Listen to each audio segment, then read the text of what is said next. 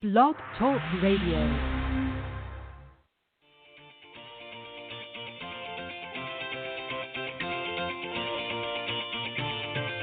Good evening and welcome to Golf Talk Live. I'm your host, Ted Odorico, broadcasting live every Thursday, 6 to 8 p.m. Central from Panama City Beach, Florida, home of the world's most beautiful beaches. I want to take this opportunity to thank everyone for joining me on my weekly broadcast. Every week, I'll feature some of the best instructors, coaches, authors, and entrepreneurs in the golf business today. I begin with a great discussion on Coach's Corner, followed by an insightful interview with my special guest. So let's get started by introducing tonight's Coach's Corner panel.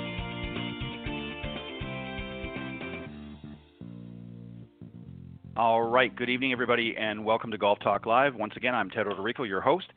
Very, very excited tonight for a couple of reasons. We're coming into the long weekend here in another day or so, and I'm looking forward to spending some time with family, and that is, I know we all are, so I'm really excited about that. And I've got some great folks joining me this evening. Starting up is going to be the guys on the Coach's Corner panel, and then a little bit later on in the show, I'm going to be joined by the voice of golf himself, Mr. Peter Kessler, is going to be joining me on the second half of the show, and I'm really looking forward to our discussion this evening.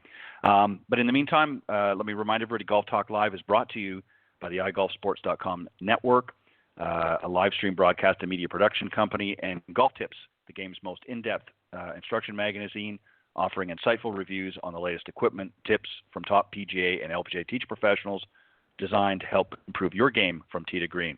So subscribe today at golftipsmag.com. All right, as I mentioned, I've got a couple of great guys joining me here on the first half on Coach's Corner. Let me introduce you to both of them, and then we'll bring them on and begin our discussion this evening on the panel. First up is Jon Decker. He's a PGA instructor and senior editor and Golf Tips Top 25 instructor. He's 2015 Southern Ohio Teacher of the Year. Prior to that, he was the head instructor at the Grand Cypress Academy, where he worked under top 100 instructors Fred Griffin and Phil Rogers, and he authored the book Golf is My Life, Glorifying God Through the Game, which of course includes a Bible study. Also joining him this evening is Bill Abrams, a PGA professional and owner-director of instruction at Golf Solutions Academy in Balmoral Woods in Crete, Illinois. And in the winter months, you'll find him down at the Grand Palms Resort in Florida. Two great professionals, and excited to have them join me on the panel tonight. Guys, welcome to the Coach's Corner panel here on Golf Talk Live. Great. Thank you, Ted. Thanks for having us again.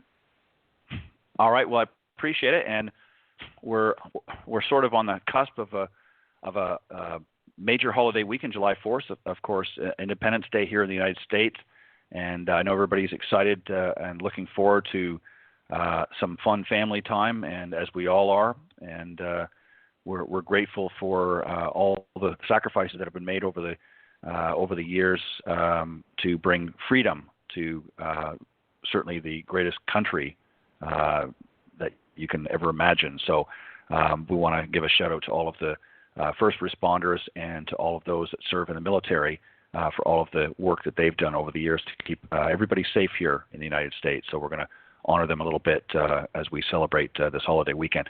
All right, we're going to talk about tonight. This was a conversation actually that Cindy, talking about my good friend LPGA professional Cindy Miller, and I had on our Tuesday morning show, The Women of Golf, which is also on this network, blogtalkradio.com. You can find us there Tuesdays from 9 to 10 a.m. Eastern. And this was a discussion that we had where we talked about really golf teachers versus golf coaches. What are some of the differences and some of the similarities? And we'll get into a little bit more specific as we go along. But I'm going to start with you, Jon, if you don't mind. And one of the similarities between teaching and coaching are as follows. Teaching, of course, a teacher obviously teaches, but so does a coach. A golf coach has to know how to be able to fix swing problems and impart technical instruction. Like a teacher, a coach has to know the rules and etiquette of the game and be able to teach them to their players. But there are some distinct differences, and again, we're going to get into those a little bit. But as far as teaching, just strictly teaching the game as opposed to coaching, what are some key factors, do you think, that sort of separates the two? Jon? Well, this is a great, interesting discussion, Ted. And first of all, I want to thank you for having me on the show. And Bill, I look forward to being on the show with you as well. When I think of a teacher, I think of someone, first of all, that's going to work on the technical golf swing. A lot of times teachers are going to be the ones that introduce students to the game, like in junior golf. And it's very important that the teacher is spending not as much time with the student maybe as the coach is. They might see them once a week or maybe twice a week if they're doing lessons or maybe a camp or something along those lines. But they're more into, we're going to address your pitch shot or your putting or driver, whatever it may be, or club fitting, something along those lines. Whereas a coach is going to be, whether it's a high school coach, college coach, or someone that is hired to be like out on the PGA Tour, you're going to be spending much more time with your player out on the golf course. You're going to be spending much more time getting into more of the playing situations, talking. Obviously a teacher is going to be keeping and tracking scores for their student. But when I think of teacher and coach, those are kind of the differences and the similarities. Obviously, there's going to be situations where a coach is going to have to work with someone on their swing. If they're especially a student, maybe at a high school or college level, if they get off, their game gets off a little bit, the first person they're going to probably go to is whoever their coach is. So the coach has got to have some knowledge of the swing, but I think the best coaches are able to manage a lot of people, whereas a teacher is working more specifically with one person on one thing. Right, well said. And Bill, motivating, certainly both teachers and coaches have to be good at motivating in order to get the best out of those they teach and coach. There are times, of course, when golfers, whether or not they compete, doesn't necessarily want to give the effort necessary to improve, so teachers and coaches have to know some motivational techniques in order to help these players. So from a teaching standpoint, again, we're going to talk about coaching a little bit more a little bit later, but from a teaching perspective, even though, as Jon pointed out, they're only, in many cases, may only be dealing with them once a week, sometimes once every 2 weeks in many cases. They still have to motivate them, but they're motivating them, I think, in a different way. They're maybe motivating on specific techniques. They're not really working in a competitive nature. They're talking about specific swing techniques or swing issues that may arise that they want them to focus on, but they have to be motivating in doing that. So give us maybe an example of your experience as a teacher, and I know you also coach as well, where motivating becomes important. Yeah, it's pretty simple, Ted. To be honest with you, I don't consider myself a teacher. I consider myself a coach because I work with the entire player. I don't just focus on the technical aspects of it, but the motivational aspects of it, the psychological aspects of playing, and really coach the entire player. And I take that it's a little bit different. Everybody's definition of the coach is a little bit different. But in my sight, I do a lot of measurement. So we do on-course measurement. We do measurement around the greens and, with mental measurement so we can motivate the player in the proper areas. When we can measure it, we can figure it out, then we're all set to go. If we can't measure it, we can't manage it. And so often what happens is, a player will come to a teacher and say, okay, I'm slicing the ball. Well, okay, we put them on machinery and see this or that, but they don't really see what's happening on the golf course, and there's an entirely different swing. So to be able to motivate somebody, I have to see the entire picture before we start to work on it. And, I even with beginners, we work on things that are, a blend of mental and technical, so they don't have to take an extra jump or a leap as they get better. Right, exactly. Well said. And Jon, another component that sort of goes along with what Bill just talked about, the sort of the motivating factor, and that is the attitude, and not just the attitude of the student, but more importantly, the attitude of the teacher. We want them to be positive. I guess you could almost say one of the long-standing credos for teachers is to always carry a positive attitude when teaching. Of course, certainly the same applies for coaches, but coaching that provides for a negative atmosphere leads to players who don't want to put in the work necessary or give the effort to improve or win. So again, it sort of goes back to that motivating. So when it comes to, when you're working with students that you're teaching some of the fundamentals in that, obviously it's important for you to have a positive attitude. And some might think that's a simple thing, but you'd be surprised. And we've talked about this on the show before, where sometimes a coach or a teacher will point out too many areas that the student is having a difficulty with and not really offering any reinforcement in some of the areas that they are successful with. Maybe you can touch about how important your attitude is in conjunction with the players. Well, my attitude is very important because this game will beat you up. And the golf ball will never lie to you. The golf ball is the most honest thing that is on this earth. And when you mishit it, it will let you know it. And so most people who come to me, quite frankly, come to me when they're at the bottom of their game. Most people are coming to me when they're playing poorly, when things are not going well. They're coming in the door with a bad attitude a lot of times because they need something fixed.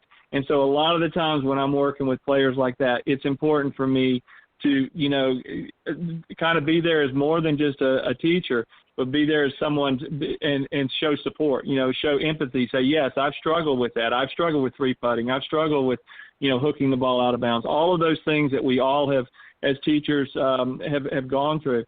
And so I think that's important to show empathy, to show, hey, I know what you're going through, but I've dealt with this before and we will fix this. You have to let them know that there is light at the end of the tunnel. They're going to get through this. This is part of the ebb and flow of the game of golf. And if you think it's just going to be smooth sailing, you're kidding yourself. There's always going to be obstacles. And as you learn, obviously challenging players is very important. I want to challenge and push players. I want players to become the best players they can be. So when you do that, and you've got to be positive, because the golf ball is going to give them negative reinforcement on every swing if they're not doing it correctly.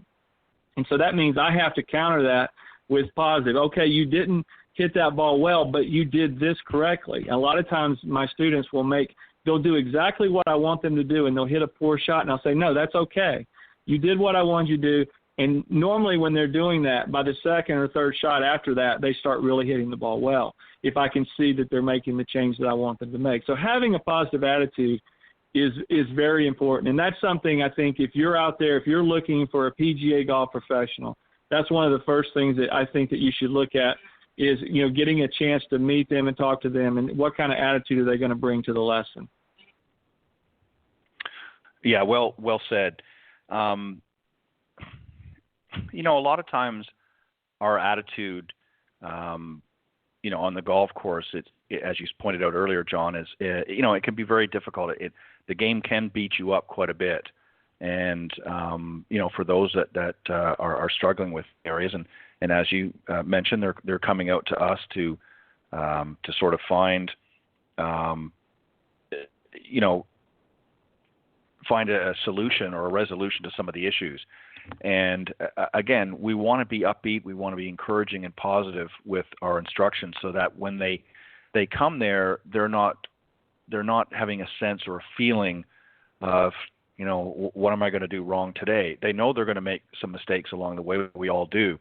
But I think if they know that they're coming to a sort of a positive environment, and that there's going to be a certain element of encouragement, and obviously we're going to work on the areas that need to, I think that they're more receptive to the teaching. If they feel that they're, it's only their flaws or indiscretions that are being pointed out, then they're not going to have I think a very pleasurable experience. Bill, knowledge is something too, both instructors and coaches have in common. They obviously have to have a general understanding of the game, and they have to have specific knowledge in certain areas to be successful. And for you, what do you try to do? Obviously, you're a certified professional, and you've taken, a variety of different levels of instruction yourself, and in preparation to become the instructor that you are. But there's a lot of information out there that many of our students come across that maybe is not coming from the most reliable sources. So when you're dealing with your students as a teaching professional, and I know you mentioned earlier you do more along the lines of considering yourself a coach, but as a professional, what do you do to find balance when you're working with students and you're combating an element of misinformation coming through a variety of different sources? How do you find and strike a balance with them based on your knowledge and what they're seeing, whether it be on YouTube or some other form? How do you find that balance to make sure that you're giving them sound information and sort of not necessarily critiquing what they're hearing, but maybe presenting it in a way that you're explaining why this may not be the best option for them? That's a great question, Ted, and I think that's one of the biggest problems with golf instruction and the availability of information and a lot of misinformation out of here. I feel that a lot of times there's too many assumptions that are made, and players just automatically jump on them. I know a lot of lawyers that have made an awful lot of money on other people's assumptions, and that's kind of the tack that I take.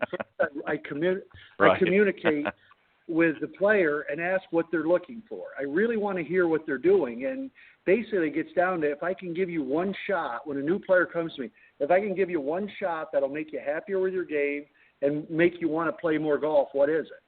Then we go from there, and we start to talk, and I always say, let me suggest this. Let me suggest this. I don't say, do this, do this, do this. I say, let me suggest this.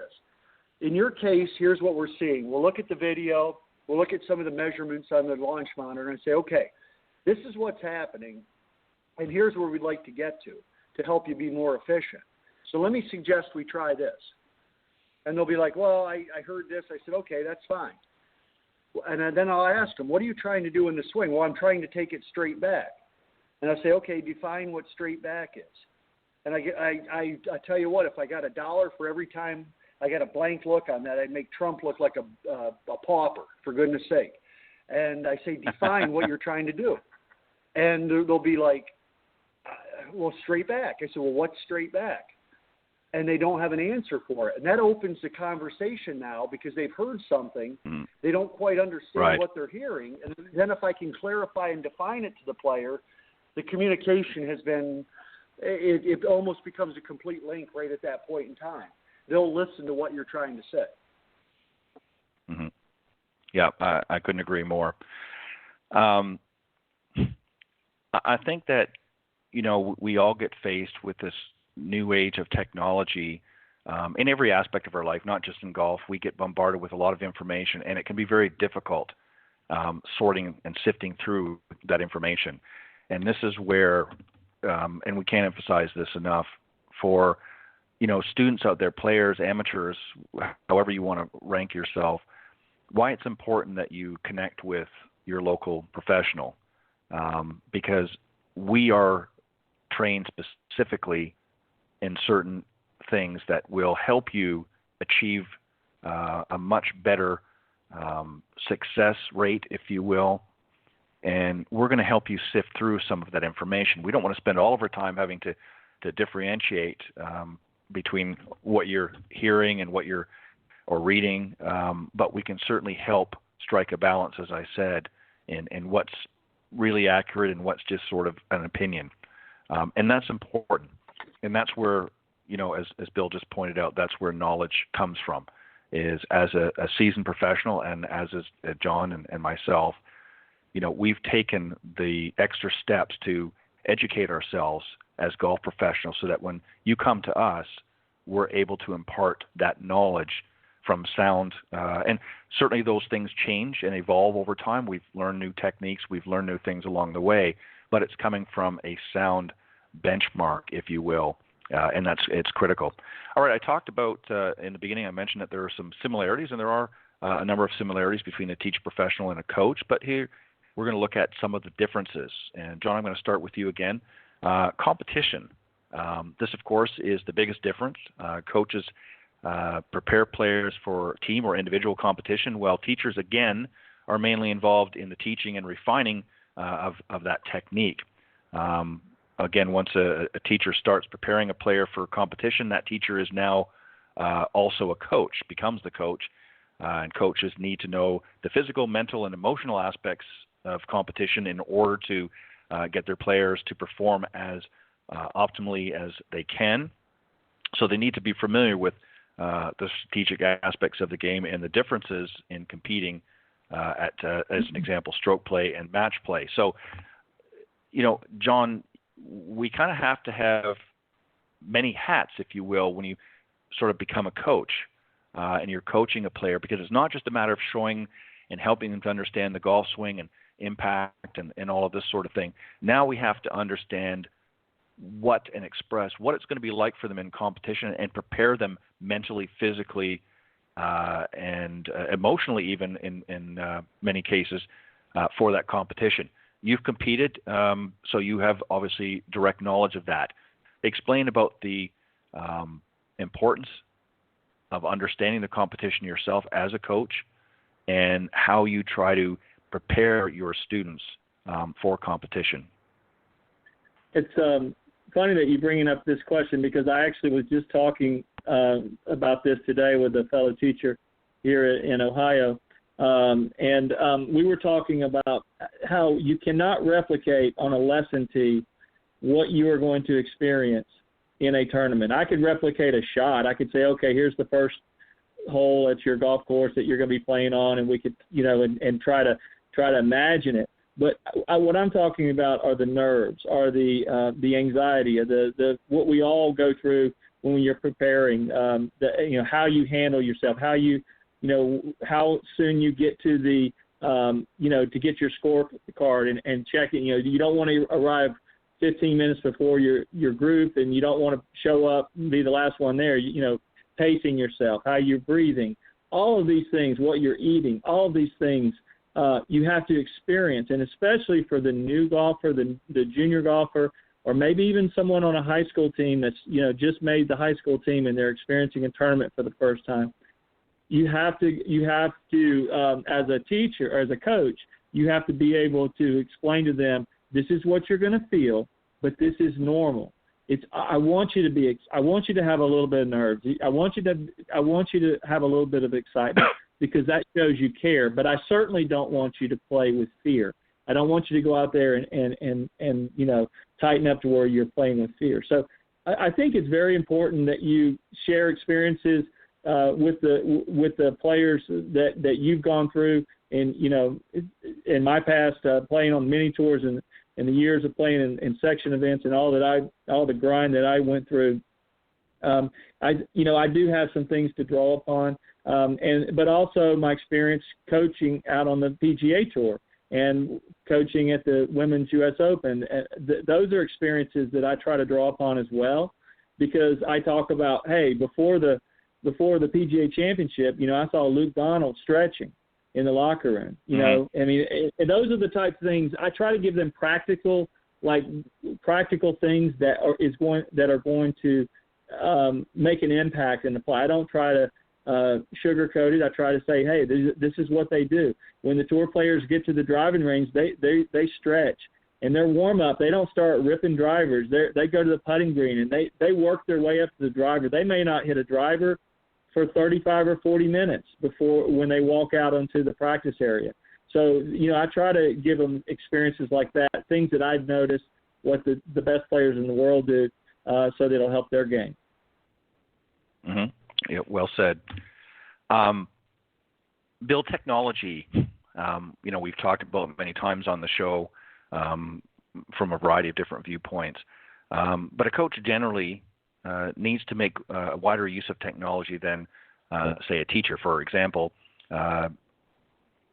technology such as TrackMan and or FlightScope are launch monitors used by many club fitters, but also competitive golfers quite often seek out these devices so they can truly know exactly what they're doing in terms of ball flight and club action through impact. So while these devices are not necessary in order to be a great coach, they certainly help players in performing their best. So when it comes to technology, I know you've used some or maybe all of the items that I've mentioned or something similar. How big do you think technology plays, particularly in today's modern game, as a coach? How often do you think you feel that you rely or use or utilize technology in some of your coaching experience? Well, that's a great question again, Ted. And I think, to be quite honest, I'm going to preface this by saying technology can definitely be overused and underappreciated and misunderstood at a lot of times. The technology that I use it mainly for measuring, seeing where a player is now and what the potential is to get them to another level. I also use it for measuring for things like gap fitting their set, making sure they know how far each club goes, things of that nature. But I think at times we find ourselves, and even maybe one of the greatest players of all time got caught into this, chasing numbers on a TrackMan. And that can become very detrimental very rapidly with a player. I feel that one of the things is once we get the measurements, as a good coach and a good teacher, we have to be able to provide the prescription. And I've used this in seminars before when I've spoke. I said, technology is wonderful if we understand how to apply it and utilize it. If I had an MRI machine, or any one of the three of us had an MRI machine, we put somebody in it, we'd see a lot of neat colors, but could we prescribe a solution to what needs to be happening? And I think that's one of the things that we have to blend it with. We have to have a prescription on the back end. When we see these numbers, how are we going to get these numbers better for a player? Yeah, and that's a great point. And John, I'm going to actually stick on technology for a minute, because I think that one of the things that we see, I went as you did, and many others went down this past January to the PGA Merchandising Show in Orlando, and of course it was riddled full of a multitude of technology. Some of it very interesting and very forward thinking, and others just improvements on what's been out for a number of years. But I wonder, John, sometimes if coaching relies too much on the technology and kind of misses opportunities to be able to help the player understand themselves. As Bill pointed out, we're dealing with a lot of numbers and a lot of stats and things like that, which certainly can be useful in its proper context. But does technology, as he suggests, can also in some ways be detrimental, and can we get too caught up in it as a coach if we're overutilizing that technology? And how do we strike balance with that? How do we know when to use it and when not to use it? As some examples. Go ahead. Well, I agree with Bill 100% on this. One of the biggest mistakes that I see young teachers make is they rely way too much on technology. They get enamored with TrackMan and listen, all these launch monitors and video systems that they have now are great, and the simulators are great, especially if you're in the cold weather states or it's raining or whatever. All that information is great, but it needs to be used in a limited amount. It needs to be. I look at any technology at like an X-ray. Okay, so when I broke my wrist, the doctor showed me the X-ray and said, "Here's your break," and I could clearly see the break. Okay, now here's what we're going to do to fix it. And so that kind of goes along with what Bill just said. It's very important that you focus as a student. If you're a student out there listening to this, don't get so wrapped up in the technology that you're worried about every single number that you see, because none of that information is going to help you when you go play in your club championship. None of it. The only score and the only number that matters in golf is your score. That's what matters. So you need to be focusing as a student. Okay, I'm going to take this little bit of information. Like Bill said, I agree 100%. It's a measurement. Here's where I am in the beginning of the year. And then I'm going to work on, the teacher's going to tell me these 3 or 4 things to work on. And then at the end of the year or the middle of the year, let's measure it again. And then at the end of the year, let's measure it. I did that with our local high school team. Pretty much 90% of them made significant improvement from the first clinic to the last clinic that we had. We had a 10-week clinic. There was a couple that improved a little bit, but most of them saw significant improvement. But I only used the video and I only used the launch monitor information on at the very first and at the very end, and everything in between was, as a teacher, was me trying to fix whatever it is they need to work on. So use it in limited amounts. It is beneficial, but don't get so caught up in it that that's all you're focused on, because, again, the bottom line is your score. When you get out on the golf course, low scores are a lot more fun than the high scores. I couldn't agree more. Excuse me. Bill, we've kind of defined really the differences and similarities between a teacher and a coach. And obviously, in many circumstances, we're really both. We are teachers when it comes to teaching certain aspects of the golf swing and correcting different areas of difficulty that our students are having. And then we have a coaching side of us as well, that we nurture that player along and some of the different areas that we talked about in order to help them be more competitive when they get out there. But is there a time, and maybe you can give it through an example, where you have to be both? Maybe you've worked with a player for a little while, you're coaching them now, but maybe you have to turn that teaching hat back on momentarily in order to complete particular point in that exercise. Is that something that you from time to time find yourself doing? And if so, maybe you can share an example of that. Yeah, Ted, it just had one about 3 hours ago. I had a young man who's just finished his sophomore year of high school, and he's going to be a mid-level Division I player.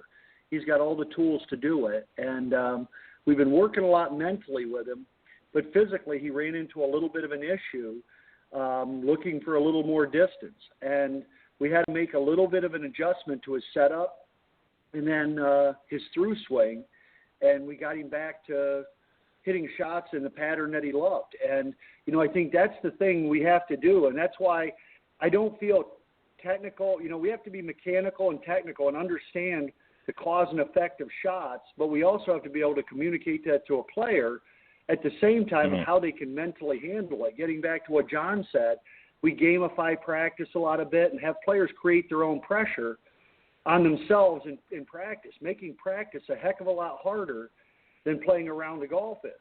I use an example in basketball. When I played college basketball, we'd play a team that would trap and have a full court press. The coach would put 6 players on against us defensively against our offense. Then he'd put 7, then he'd put 8, and he'd set the shot clock at 15 seconds. So we get in the game, everything looked like it was slow. So we build game-like practice where we have players hitting shots into areas that are extremely tight, holding putts inside a gate and things of that nature that really build pressure on themselves. Once they go out on the golf course, it looks easy to them. And I think that's a big piece of the puzzle. Right, exactly. I agree. Jon, sort of the flip side of that, you've worked with a student as a teaching professional, and you have taught them the things that you need to do out there on the lesson tee, and you've identified that this particular individual has the skill set and the abilities to play in a competitive fashion. Now you have to switch over and become the coach. How do you transition from, hi, I'm Jon Decker, your teacher professional, to now I'm Jon Decker, your coach? How do you make that switch and that transition, and what's the first step that you take? The very first step I take is I get them out on the golf course. I get them out. I get them away from the video cameras. I get them away from the lesson tee. I get them out on the golf course and put them in situations, whatever it is that I feel like they need to work on. I know, because if I'm at that point, I know their strengths. I know their weaknesses. I'm going to probably do some things and go, all right, start out. Let's go, and we're going to work on some of the things you're struggling with. It might be their bunker game. So I'll put them in real-life situations out on the course if I can. where they're hitting some bunker shots. But then I will finish the lesson with things that they do well, because I want them to leave the lesson with as much confidence as possible, knowing that at some point you just got to let them go, and they've got to go.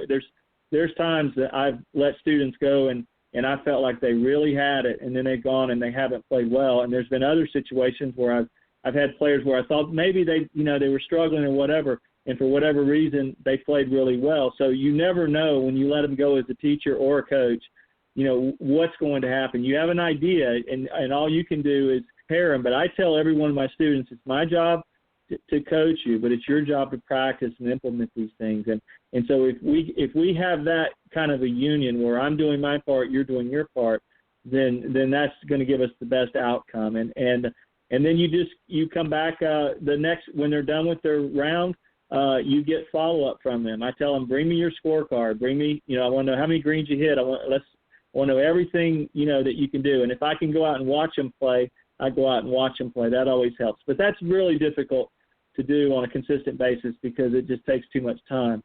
So, just right. Communication with them is very important. Follow-up is very important. And then once you have the follow-up, you set a plan for the next lesson.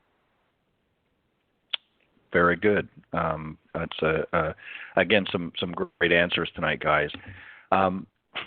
Bill, I want to sort of paint a scenario here as a coach of a team. It could be collegiate, it could be any other team, but just put yourself in that position for the moment. And I want you to address this particular scenario because I can guarantee you it happens probably more often than people would realize. You've got two players on your team who we're going to address in this scenario.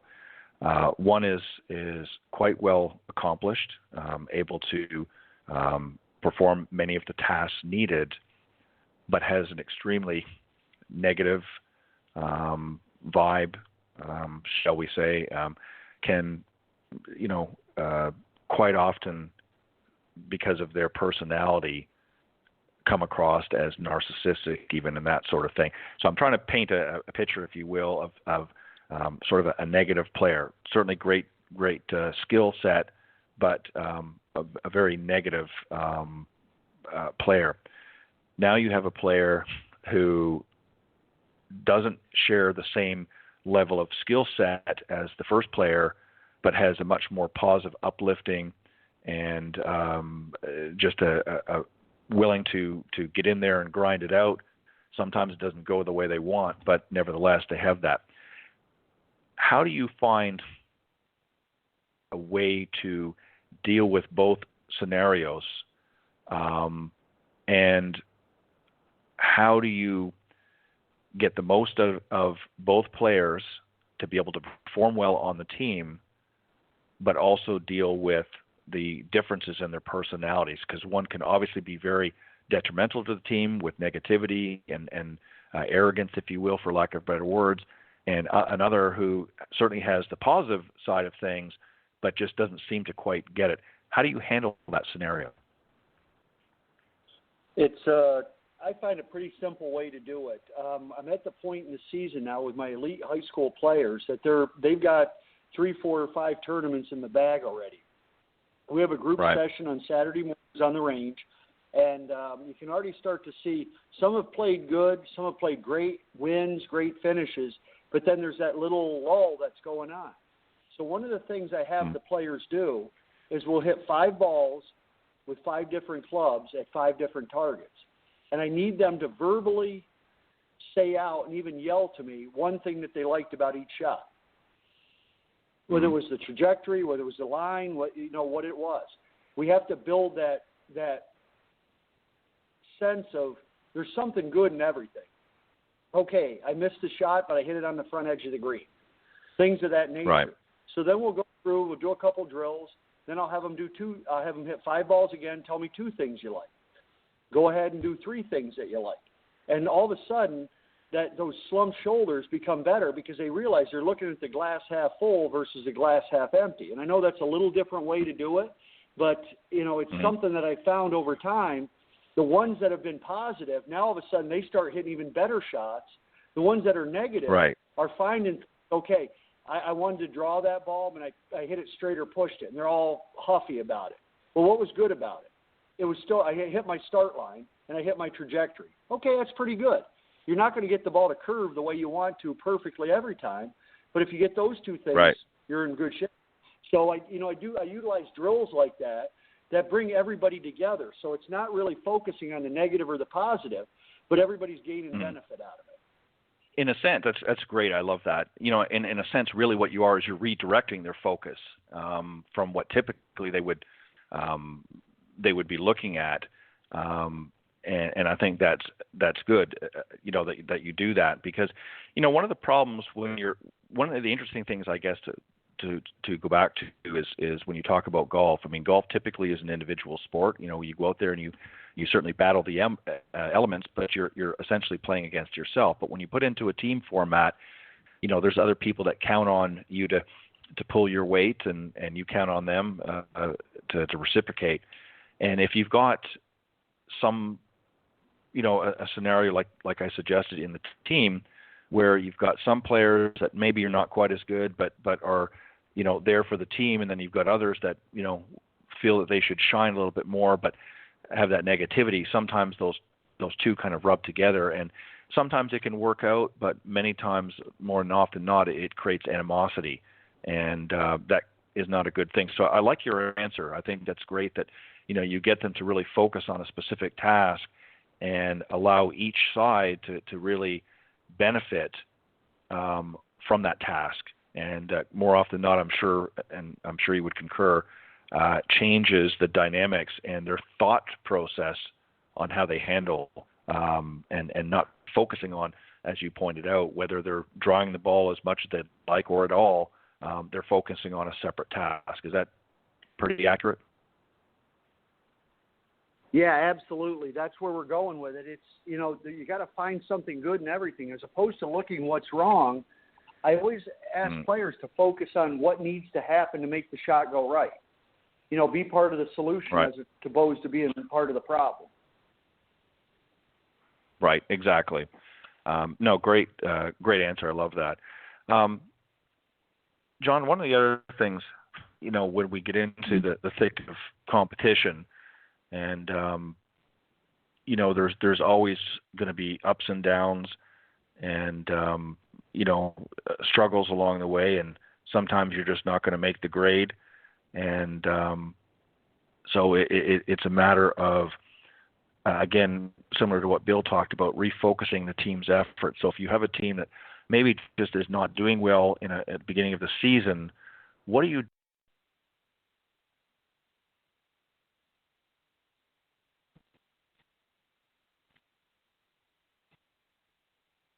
Hello? I think we lost you, Ted. Yeah. Ted, are you there? I don't have him anymore, John. I don't either.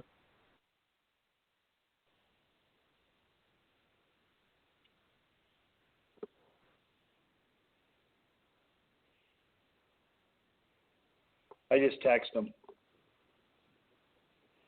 Okay.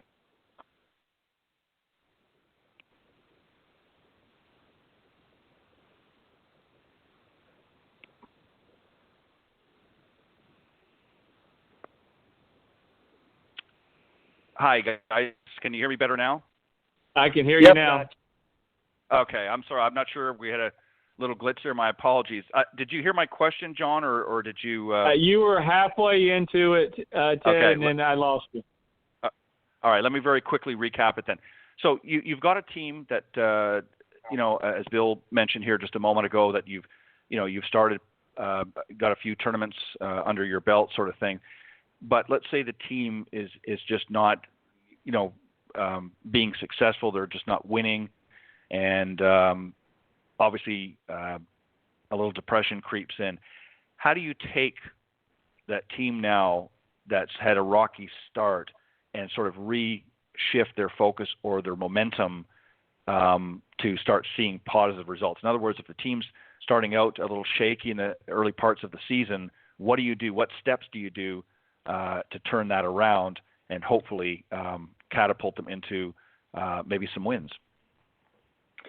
Well, it starts with with my attitude. I have to have an attitude, a positive attitude, like we kind of talked about. I love what Bill said. I think that's a great little exercise to do with a group. I've never done that, but I think that's a great way to do it.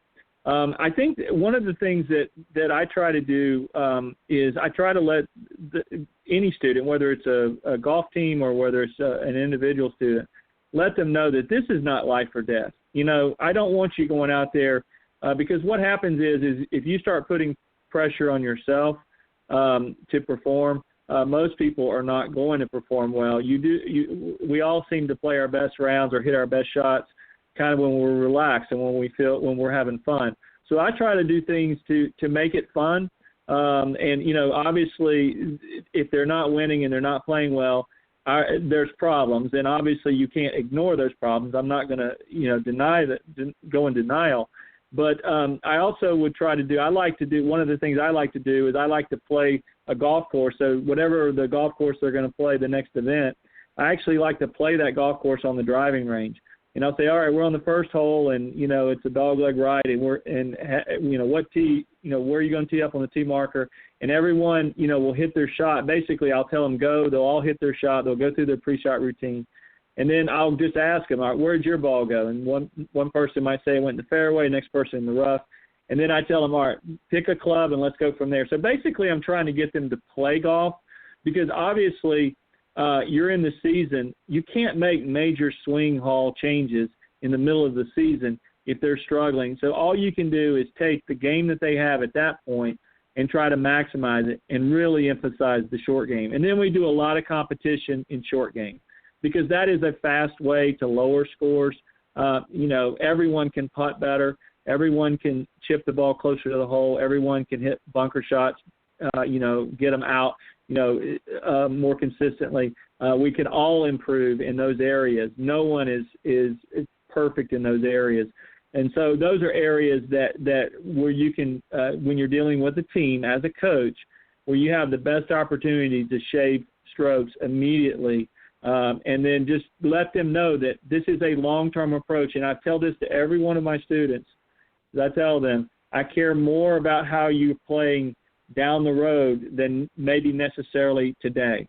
I mean, what we're doing in the lesson today is I'm looking at this as a long-term approach down the road, whether you're going to play in college or whether you're going to just be a businessman or a woman out there in the world. I want this to be a lifelong game and a long-term approach, and I'm giving you fundamentals that are going to hold up for the rest of your life. So even if you have some struggles short-term wise, we're not going to compromise on that and try to band-aid your problems. Well said.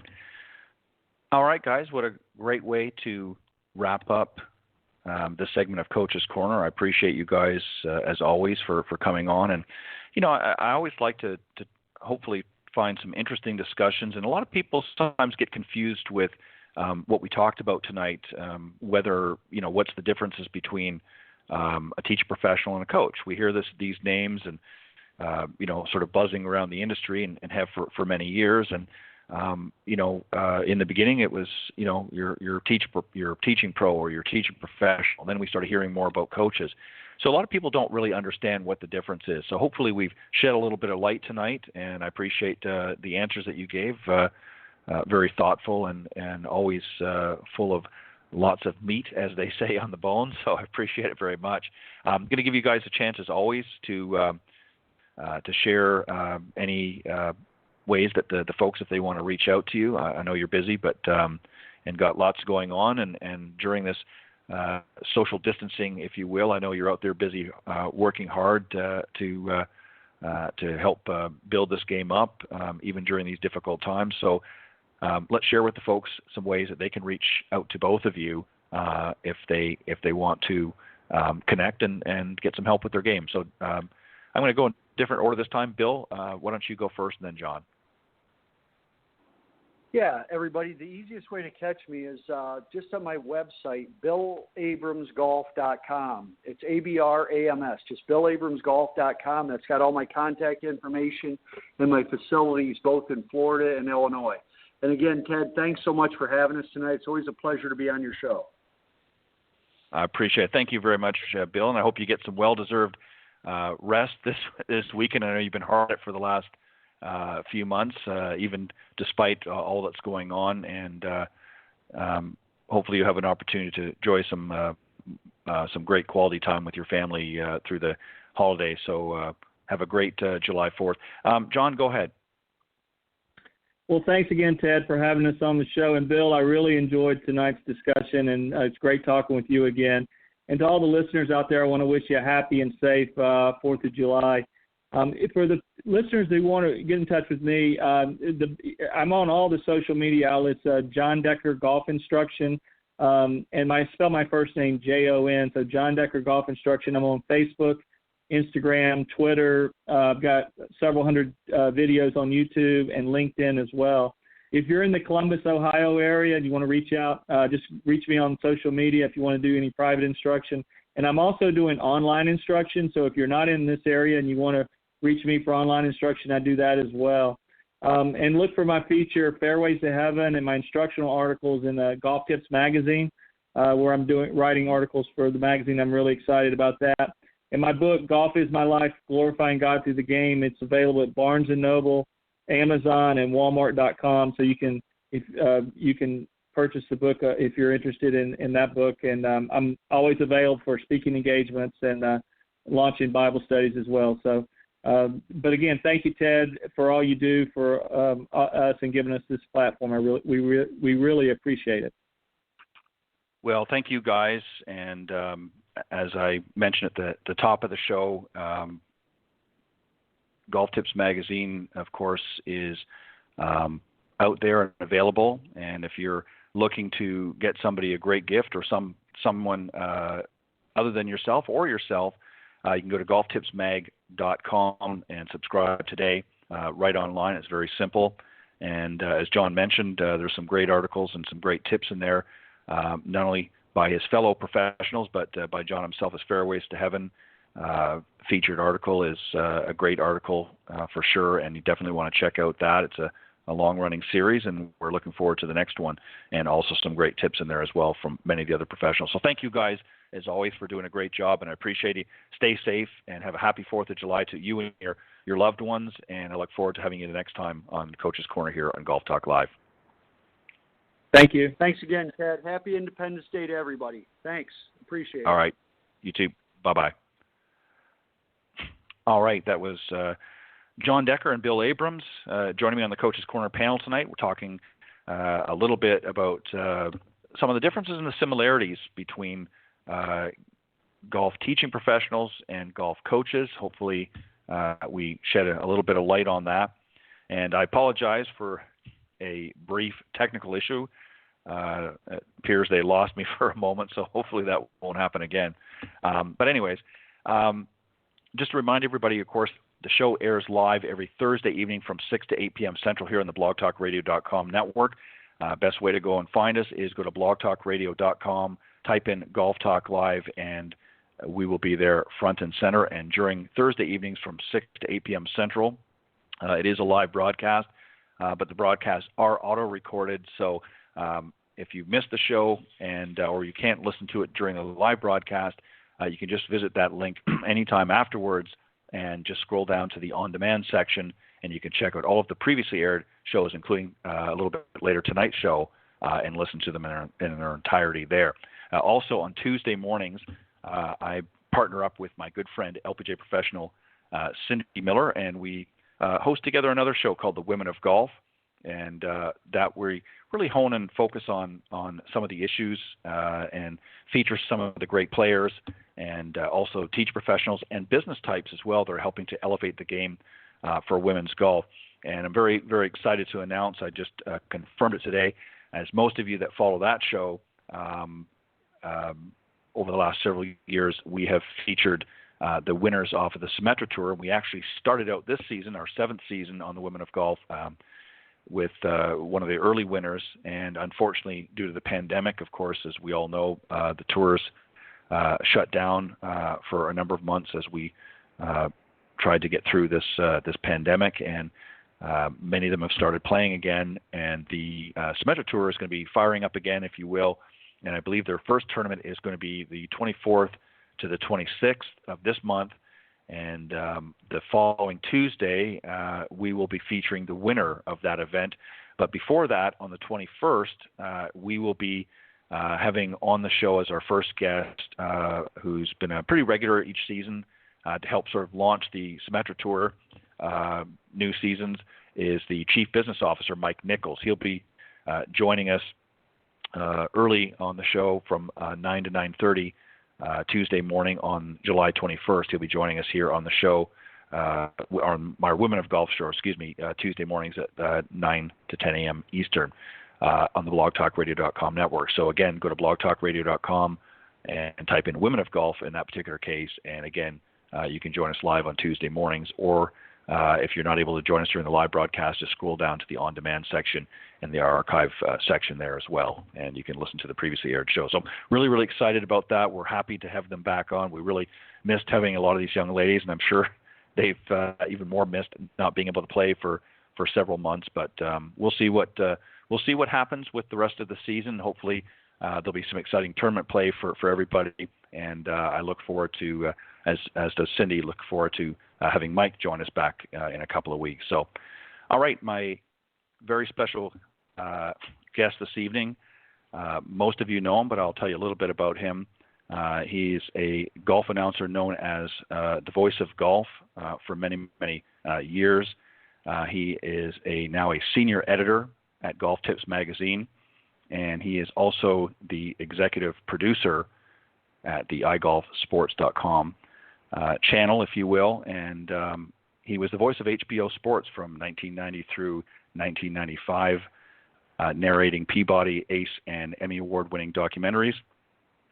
He was the premier talent at Golf Channel from 95 to 2002 and hosted, wrote, and produced 1,300 live one-hour episodes of 4 different shows, including one called Golf Talk Live, coincidentally, Academy Live, Viewers Forum, and Masters Highlights.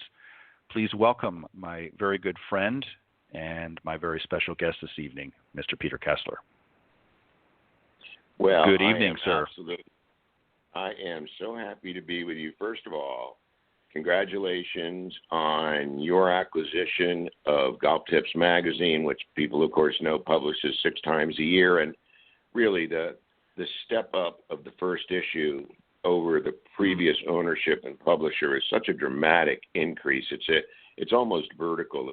It's so terrific. The first issue really is. And congratulations on iGolf, and I appreciate the opportunities you've given me in both places. I just don't understand why it has to be strictly volunteer basis. So there's no money going to ever be involved in the biggest projects, right? All right, listen. That's right. To work with you is worth it. Okay. So what's going on, Ted? Well, we got lots of good things. And thank you for your show. Let's go. Yeah, I will. Very, very quickly. I knew you were going to start off this way. Very quickly, let me just remind everybody too, as Peter pointed out, with the new acquisition of Golf Tips magazine, the first issue is on newsstands right now. It was actually came out June 16th, and Peter, of course, wrote the first cover story for the magazine since I've taken over, and it's entitled "My Dear Friend Arnold," and it's got a great picture of Arnold on the front, and one that I think most of you have probably never seen, or very few have seen. It's available literally just about anywhere. Go out and get yourself a copy. It's a great, great story that Peter shares with his good friend, the late Arnold Palmer, the king of golf. And he's got another one coming out here in the latest issue. I'm not going to tell you what it is until it's officially out there, but go and get it. Go visit Barnes & Noble, Books A Million, and any really newsstand around the country and in Canada, and get yourself a copy. And better yet, if you want to get all 6 issues a year, go to golftipsmag.com and subscribe. It's very, very well worth it. It's only $14.97 for a year subscription, so you definitely want to do that.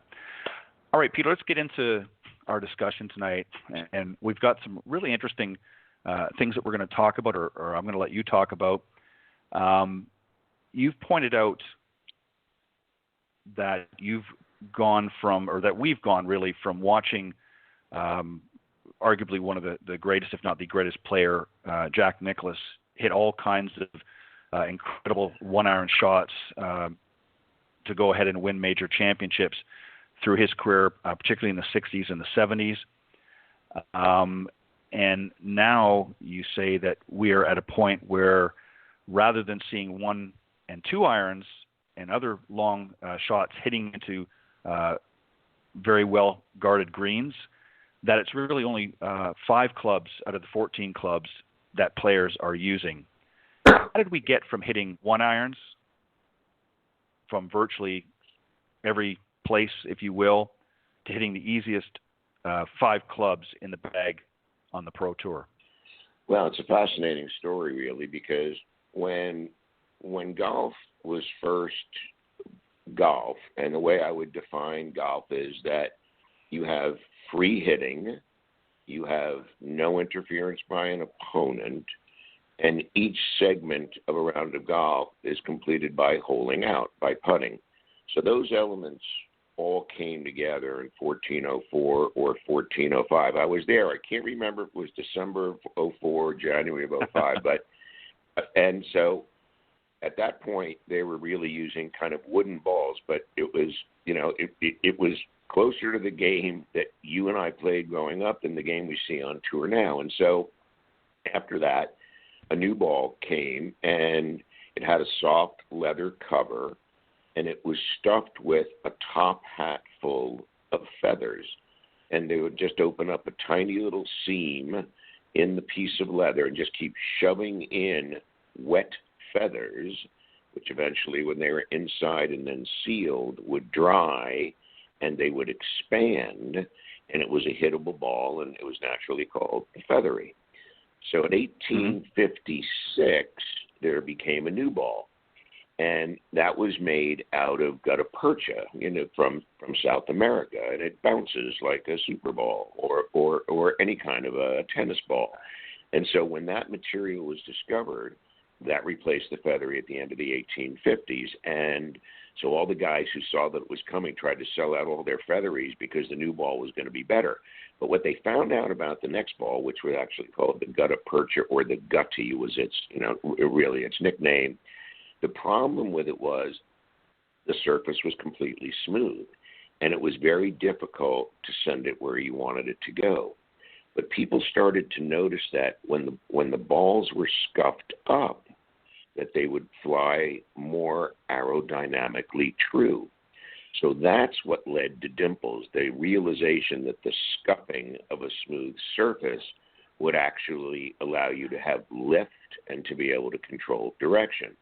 And so that ball was popular all the way from the late 1850s until 1900. So when Harry Vardon and J.H. Taylor, two of the original great triumvirate, along with James Braves, the Scotsman, when they won their early Open championships in the 1890s, they were still playing the gutta percha.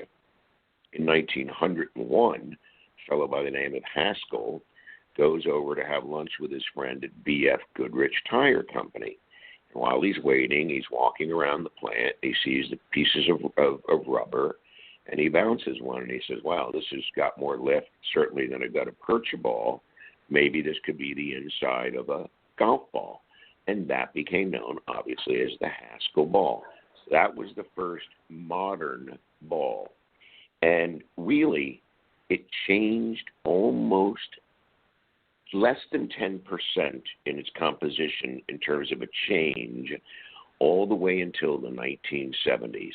So Bobby Jones in the 20s and in 1930 when he won the Grand Slam really played a very similar golf ball to the one that Jack Nicklaus was hitting in the 1960s.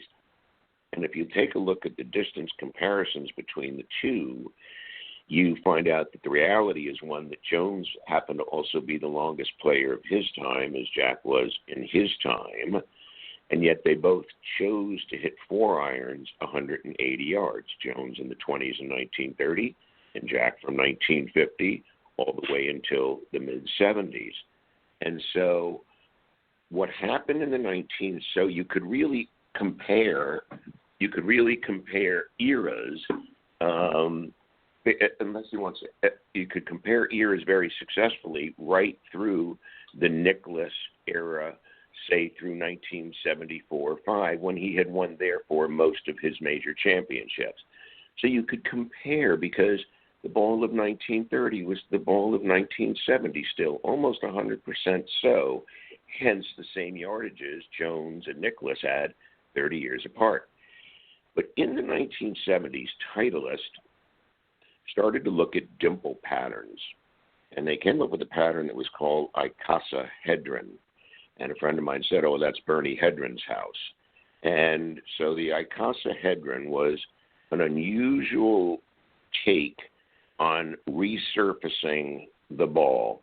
And they started looking more at aerodynamics, and they started looking more at lifts, and what could they do to the cover to make changes.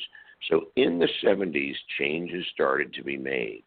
But it wasn't until 1982 that Jack Nicklaus noticed that the new ball then, the 384 by Titleist, which had 384 dimples, was a much better ball. All of a sudden, there was a better ball, significantly better, 1982. And Jack Nicklaus was pointing that out to everybody, including the United States Golf Association.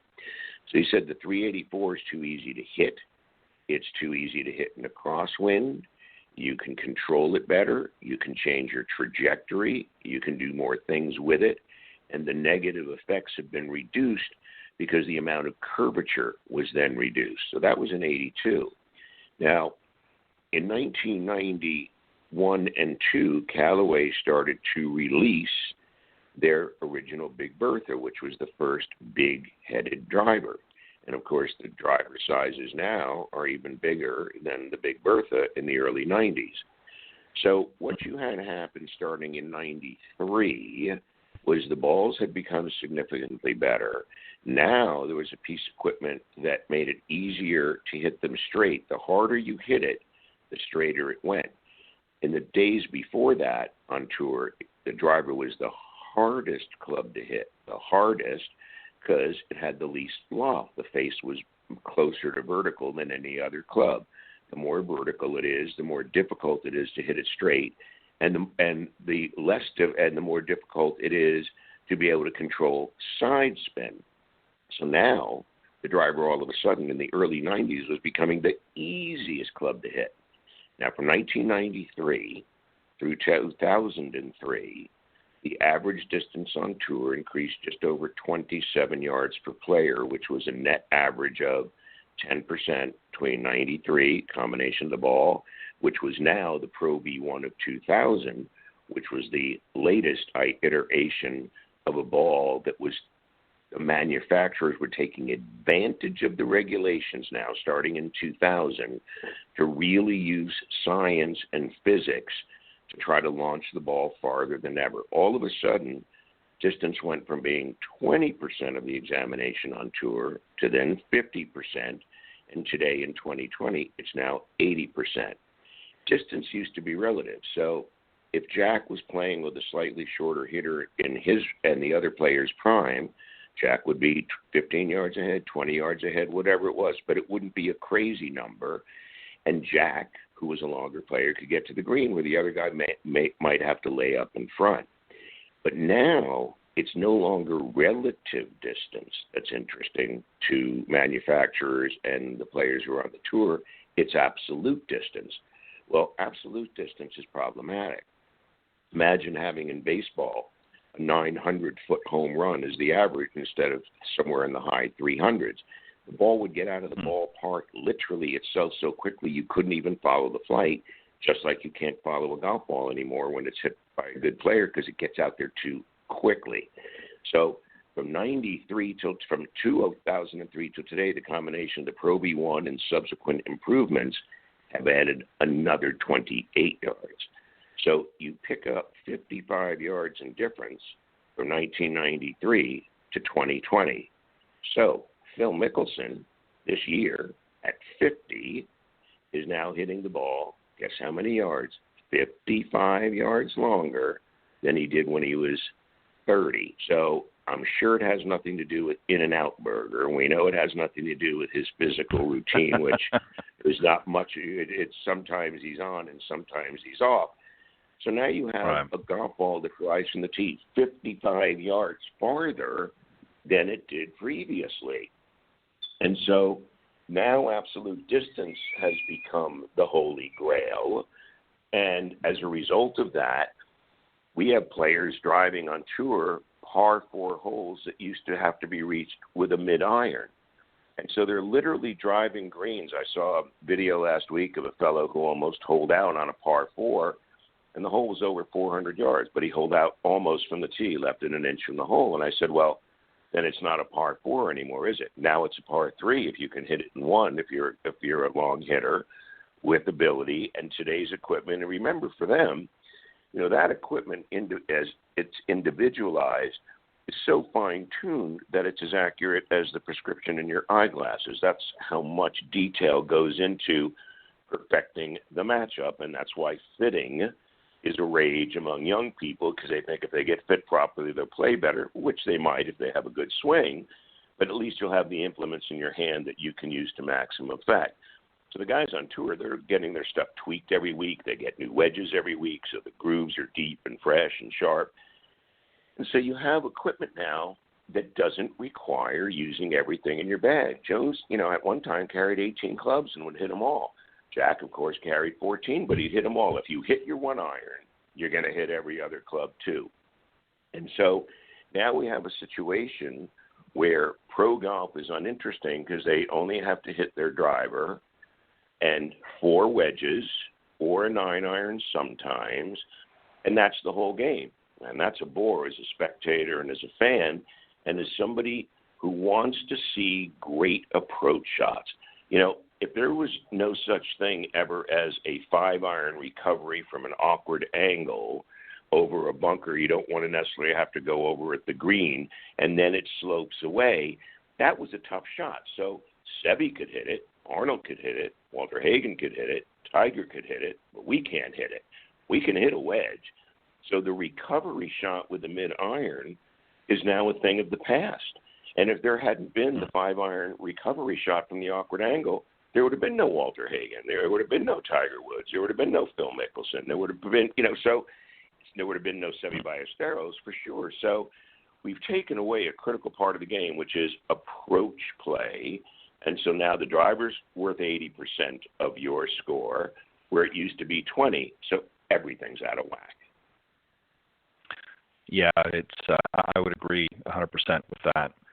You're exactly right. I want to move on to the women's game. How would you define the state of women's golf? Do you think they're using more of the clubs in the bag? I like to call it the equipment fits the field of play. Well, I would say that the women's game is much, much more significantly interesting than the men's game because they pretty much play the game that the men used to play. They still have to hit second shots. You know, remember last year when Jennifer and Maria played those, last 6 holes at Augusta National for that women's event, which was a unique format. Should have been more rounds at Augusta National. But nevertheless, we saw them play 13 through 18. And on 13, they both hit driver, smash the hybrid. On 15, they hit driver, smash the hybrid. Well, that's what used to be the deal. I mean, Arnold used to hit 3-wood in the 13 in the 1960s, and he hit 3-wood in the 1958 Masters, too, for that matter, and made eagle on 13, and he used to hit 3-wood into 15. And, of course, in 1997, Tiger was hitting wedge, and so that was the beginning of the end of the original golf course. But the women's game is much more interesting. One, because it replicates the same number of clubs used as the men's game used to be, and they still have to hit legitimate approach shots. It's not drives and pitches. It can be drives in anything. Now, there are some women on the tour who can hit the ball prodigious distances, but it's still relative distance rather than unbridled absolute distance. So it's much more fun to watch them play because they're actually playing golf and having to hit approach shots to well-guarded greens. And so also, too, you know, a woman's swing is much closer to a recreational player's swing in its tempo and its speed and its rhythm because it's a little slower than the men's because men are stronger. I mean, it's just that simple. It's just a question of anatomy. Excuse the train in the background. And so the women's game, I think, is absolutely in the best shape that it has been in a long time. It has an incredible group of young players from around the world who are playing some absolutely world-class, first-class golf. The problem with women's golf is they need internationally marketable superstars. You know, if you look all the way back, say, to even Bobby Jones in the 1920s, he was the best player, but he was also the best looking, funnily enough. He was as handsome as a movie star. Look how good Jack looked after he let his hair grow in 1970. Look how good Arnold looked until the day he died. Adam Scott, Tiger Woods. You know, the list is absolutely enormous of the number of great male players who were also particularly good looking. And the women also had that particular problem where it's historically true that they weren't as attractive as the men, but they were such interesting characters. Patty Berg and Babe Zaharias. And, you know, it was just such a great group that founded the 13 players in 1950, the LPGA, the Bauer sisters, and they were absolutely gorgeous. But it's important because women's golf gets short shrift. They get very little TV time. They get very little exposure. They don't make much money from TV deals. And so as a result of that, you've got a situation where you need marketing help. And marketing help means players who can really play, who are really interesting, who win, and also happen to be marketable from a looks point of view. Now, you can say, well, that's sexist. Well, no, it's not, because sex sells, and it has sold on the men's tour for 100 years, from Jones to all of the players today. It's just a funny thing that there's a matchup between matinee idol looks on the tour and great playing. Greg Norman, I mean, you know, the list is, you know, it's certainly endless. Nick Faldo, Nikki Price, everybody Esteros. I mean, you know, people went crazy, but that's what women's golf has to have to plug the hole of not getting enough attention. And so if, like Brooke Henderson is a great example, if she were to become a dominant player who won regularly, she's such an attractive young woman. You know, she just looks like the girl next door. You don't have to be some exotic thing, and you don't want that. You want the girl next door kind of deal. And Brooke has that. She's got a billion-watt smile. So it's an international game, which presents language barriers. So that's problematic. So even more so, what do you do to provide the marketing spark that they need?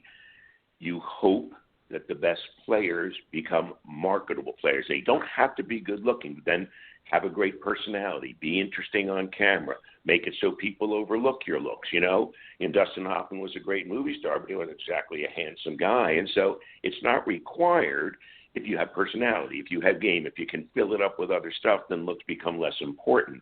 And so those are the things that I like about women's golf, are that it's an international game. It more closely replicates the game that the men used to play. And they're an international marketable superstar away from getting the TV contract, from the players getting better sponsors. There's so many good players who don't even have deals, who bought their own clubs and stuff. It's a tragic situation there. And part of it is we need to do a better job of marketing. So which people should we try to market who are winning enough to be marketable? Mm-hmm. Yeah, exactly. And again, I agree. with what you said.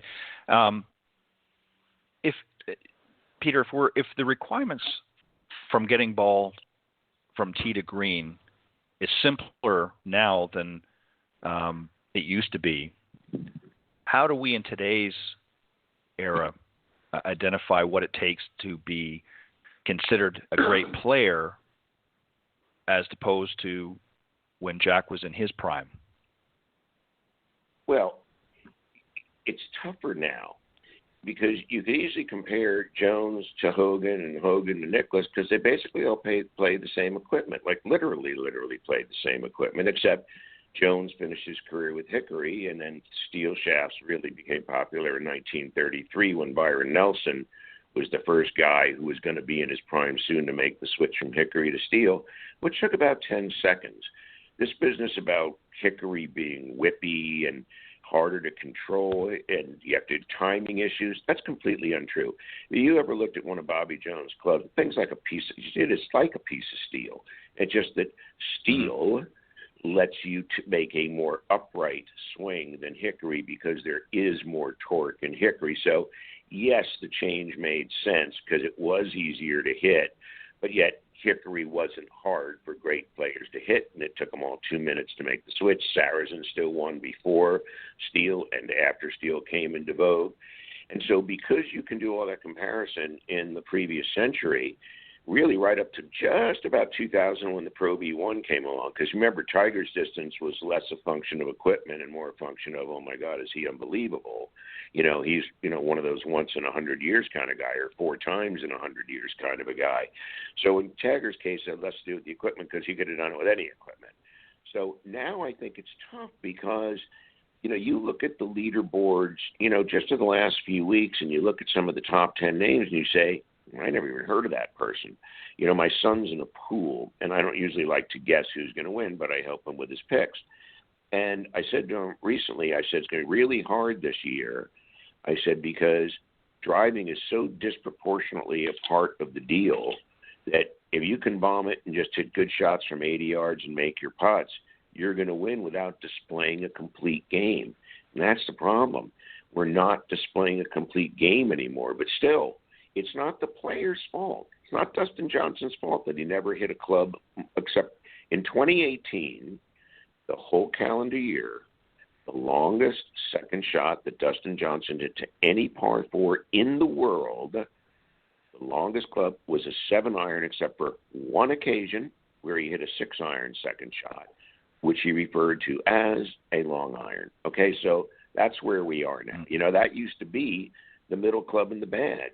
I mean, Bobby Jones used to warm up with his 4-iron because he thought it was a barometer of how the clubs would play as they became less and more lofted, that was the middle club of the set. That's why it's called a middle iron.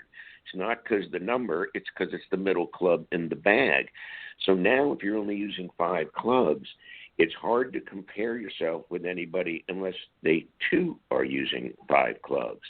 So nobody today will ever be able to do anything that makes Tiger's record any less significant or Jack's than it is now. And it's going to be harder to win major championships, even if you're the best player in the field, because now it's not that the fields are deeper, it's that anybody in the field can win because the driver's 80 rather than 20% of the game. So I think the problem we're going to have as we look back on this period of time is that you can't really compare the guys of today to previous generations, but you can compare them to each other. So right now we have Rory with 4 majors, but none since he was 24, and now he's in his 30s, so none since 2014. And you got players like Dustin Johnson with 21 victories, but one's a major, but a lot of the events are nonsense, the Hawaii stuff and things that people are, except his bank account, are just going to forget the moment that it's over. And so I would say now it's going to be harder for the better players to win because 80% of it's just to hit your T-ball far and straight. And the harder and faster they swing, the straighter the ball goes. Exactly the opposite. It used to be the hardest club. It's the easiest club. So if you're going to, have a little pitch in, it's boring TV. And this thing about distance and chicks dig the long ball kind of thing. It's not really true. You know, when guys say, oh, my God, Bryson DeChambeau hit it 390, the human eye, if you stood on a tee with Bryson DeChambeau and you watched him hit a drive, first of all, the human eye can't tell the difference between 280 and 320 in the air. You can't actually tell. And because the ball gets out so quickly now that the ball speeds have so dramatically increased, you can't see it until it gets to the very top of its apex before it then goes forward and comes down to the ground. And you can only see it for a second. When I first used to follow Tiger I followed Jack in the 70s, but you could see the whole flight of his ball like you could see your own ball, right from the time he hit it. You never had to wait and pick it up in the sky. And so you could watch every one of Jack's shots. I found out with Tiger that the only shots that were really going to be fun were par 3 shots because you could follow the ball. And so you can't tell how far it's going. And if they write it on the screen, I don't know why it's interesting. If you can't see it and you can't discern the difference between 280 and 320 if you're standing there, why is that of interest to anybody whatsoever? To which I say it shouldn't be. Yeah, it's a shame, really, when you look at golf tournaments today. They're certainly not as interesting. I don't watch most of them. I'll certainly tune into the majors, but I don't watch a lot of them for that very reason. It's not interesting. I would much rather watch a par 3 contest than some of the major tournaments. Just for that reason alone, is it's just they've reduced it to basically a pitch and putt. In my opinion. Let's talk about the realities of today.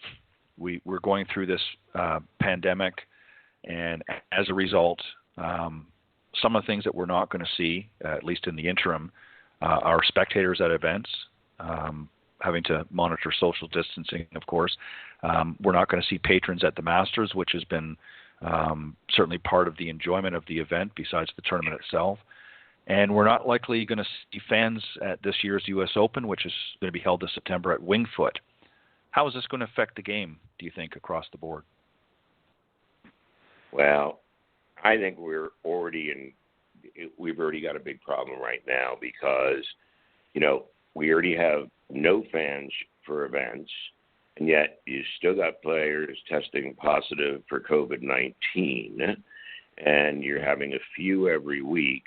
So like a lot of the states in our country that have opened up too aggressively, where the infection rate has, completely gotten out of control, and all of a sudden we were over 50,000 people yesterday who were identified with the virus, and that set a new record, and we're several months into it now. So, it's not getting better, and people are, restarting or shutting down some of the openings. You can't have a drink in a bar. There's so much stuff that people already can't do that I think there's a good chance that we may see no more golf played after a few weeks. They have 3 or 4 more infections each week. It's too many. That means you've opened up too soon. So I don't know that we're going to make it to September and the Open at Winged Foot. But if we do, for one, I would be thrilled to never see a fan on the golf course ever, ever, ever again. It's funny, many years ago, Paul McCartney put out a DVD of a particular concert he did, and there were made way too many shots of people who were fans, hugging or singing or whatever it was. But guess what? Fans don't want to see other fans at the concert. They want to see Paul McCartney. But at a golf course, you definitely don't want to see fans. I don't want to see fat guys with black socks all the way up to their knees and people being drunk and calling out things inappropriately and really ruining telecasts with Baba Booey and getting the hole and disturbing players at the top of the swing. The behavior of the fans has gotten unruly. It used to be, and many years ago, it was silence. Think of Jack winning the '86 Masters, not a peep until it was time to cheer. Dead quiet. It's not true anymore. It's more like the 16th hole that they play in Phoenix every year. That's just, place to go and drink and socialize. And a lot of people who go there aren't even golfers, but they know how to boo if a player doesn't hit the surface of that. Where is he supposed to hit it? There, where the flag is. Oh, so now they cheer if he misses it. They cheer if he hits the green. So that's a curious example of an extreme situation, but it points out how different it's going to be without fans. I think at the Masters, it's going to change the scores upward, because if you think about, let's take the sixth hole at Augusta National, it's a par 3, and the fans are real tight around the green, especially behind the green. But I've played that hole. If you're 5 feet long on 6, it goes another 40 yards, unless you're playing in the Masters when people stop it and you have a simple little chip. Also, the way the Masters golf course is designed is that if a ball gets into the pine needles going sideways, if you just off a little bit, it carries you into major trouble. But with fans lining the hole, you've got a human wall. That's why you hate to see grandstands on the last hole so close to the green, because the players know if they blow it into the stands, they get a free drop in a place they're going to get it up and down 80% of the time. So there was no penalty for hitting it into the crowd, actually rather a kind of a reward. Arnold used to say to me, I said, how did you decide what to aim at on par 3s when, there were so many people behind the green? And Arnold said, I just pick out a white shirt and try to nail it. And, now there's not going to be any white shirts. And so balls are going to run sideways more. Balls are going to go over greens more. But I think the quiet for those watching at home will be a delight. It's an unnatural sound. When you go to the golf course, one of the reasons I don't like if somebody plays music is because it's as much as I do love music, I play the guitar, I listen to it all the time. I've seen Paul McCartney 40 or 50 times at this point. So I've got an obsession there, and it's something that I really love. But the sounds of nature on a golf course, the rush of the wind through the trees, a bird landing in the water, an animal sliding into the water, the sound of just the way the sound of your sand wedge on a bunker shot. If music's playing, you miss that. And to me, it's like the members of an orchestra. The wind, the grass, the trees, everything combines. A ball plopping into the water.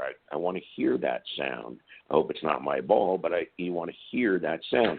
So nature and golf have a very strong relationship right from the very beginning.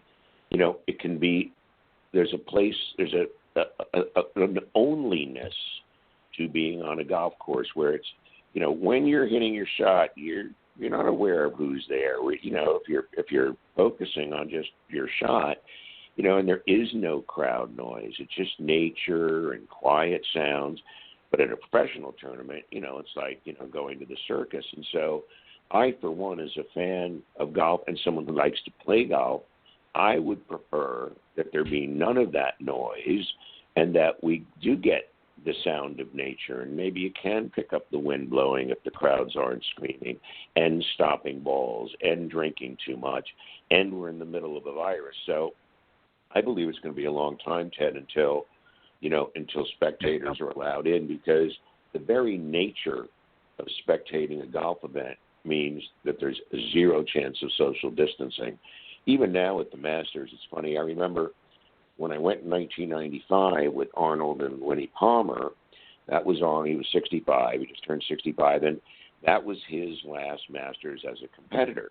So he played his 36 holes and missed the cut, but he played his 36 holes. Winnie and I followed him both days. We never missed a shot. It just wasn't very many people there. You didn't have to go by the rope. I remember walking up 18 one day and being 15 feet from the rope, but there was nobody at the rope and nobody in between. And it's Arnold Palmer, and it's his last Masters. All that changed after Tiger, and unfortunately, I would stake $1 on it, because I'm not usually somebody who bets on anything. But I would say conservatively that when I was at the Masters last year, that there were 5 times as many people on the golf course.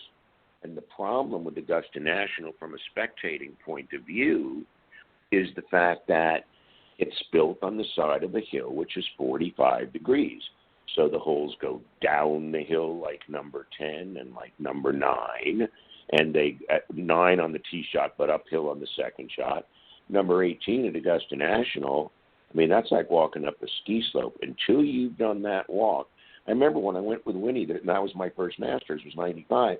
The first day, and Winnie and I were walking up the 18th hole to watch Arnold hit his second shot, and I said, Winnie, I can't catch my breath. And she said, oh, silly. She said, we're walking straight up a building. She said, it's straight uphill. She said, look. And I looked. And so literally for a member there, the course is so hard around the greens. I don't know why people really want to be a member there. It's an extremely difficult golf course if you're not a very low handicap. I mean, I'm a decent player, and when I played there on March 16th, 2002, and the reason I remember the date is the next day, on March 17th, 2002, I was going to host and did the Bobby Jones centennial birthday. He was born on March 17th, 1902. So they said to me when they called me to ask me to host this dinner, what would you like as your fee? And every time somebody mentions Bobby Jones and a fee, I'm a sucker because I don't want to charge anything. And so I kept silent for a minute. And she said, well, I could arrange for you to play at She just got the out, and I said, I'm in, as long as we can also play the par 3 course. And she said, that's a done deal. So March 16th, I played the par 3 course. If you never played another golf course again and you were only allowed to play that, you wouldn't miss much. It's so hard. They make it look so easy. Those greens are the size of your bathtub, and they're all tilted. I mean, you're hitting short irons, but it's impossible. And the chip, they make it look so easy at the par 3 contest. Even, Jack and Gary in their 80s, just, no hope making ones and stuff. So that was a treat. And then you go play the big course. Excuse me, Ted. And on the first hole, I thought it was the hardest green, and I still might think it's the hardest green on that golf course, but it was certainly, when I got to that green on March 16th, I said, this is the craziest green I've ever seen, because it had 100 sections, and each section featured almost like a coffin-like structure where literally the ground rose, created a rectangle. It wasn't as tall as a coffin, it was obviously, but it was shaped like one, but yet it had ramps. So if you were going so you could go the length of it, you'd go put up the ramp, but it's only a coffin length, and it's only a coffin distance in length.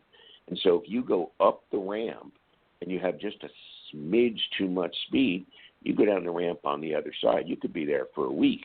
And if you have to putt so that you're only looking at the shortest part of the coffin, from side to side, and you have to go up the little ramp and then hold it on a 3-foot section, it's crazy. And I'm a good putter. So I remember getting to 14, which is the great par 4 hole that has no bunkers. And people remember that's the one with 2 sections. There's a lower one on the right and an upper one on the left. And you don't want to be on the wrong section unless you're putting uphill to the left. You don't want to be putting downhill to the right. So the pin was back right when I played. And I was just short and right of the green in 2. I was in good shape. It didn't look, fairly straightforward. Maybe 60 feet, though, but straightforward. And so I decided, well, I'm going to hit a wedge onto that section. And I landed it there, but it was like 3 inches too short. It came back to my feet.